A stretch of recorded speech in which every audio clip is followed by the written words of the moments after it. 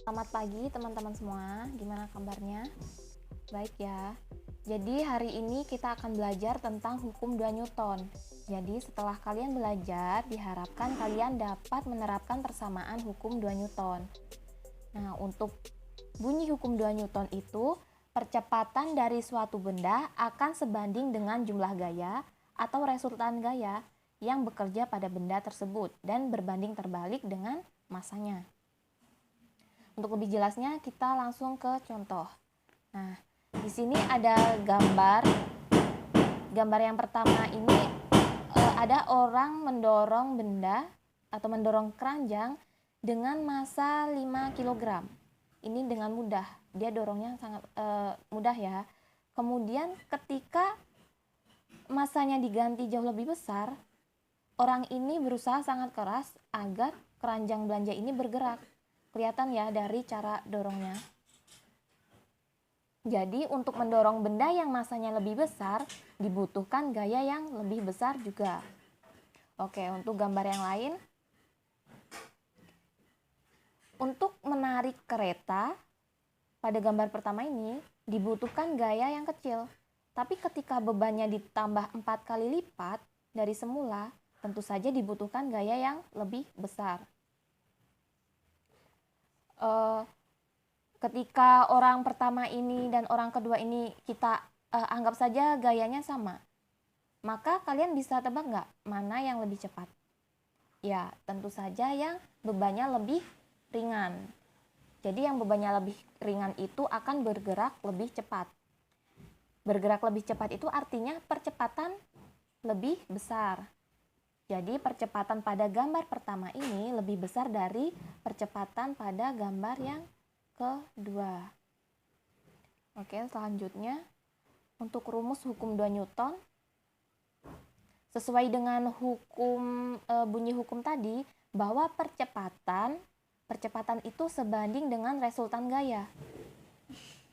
Percepatan itu sebanding dengan resultan gaya. Ingat, gaya itu besaran vektor, yang artinya dia mempunyai arah ke kanan atau ke kiri, ke atas atau ke bawah, dan berbanding terbalik dengan massa. Berbanding terbalik dengan massa. A ini adalah percepatan, satuannya meter per sekon kuadrat. Kemudian M ini adalah massa. Massa itu satuannya kilogram. Kemudian resultan gaya itu satuannya Newton. Oke, ini bentuk lainnya. Untuk rumus gaya berat. Gaya berat sendiri itu sama dengan massa dikali gravitasi. Berat itu satuannya Newton, kemudian massa itu kilogram, gravitasi itu meter per sekon kuadrat. Dan besar gravitasi itu 9,8 meter per sekon kuadrat atau 10 meter per sekon.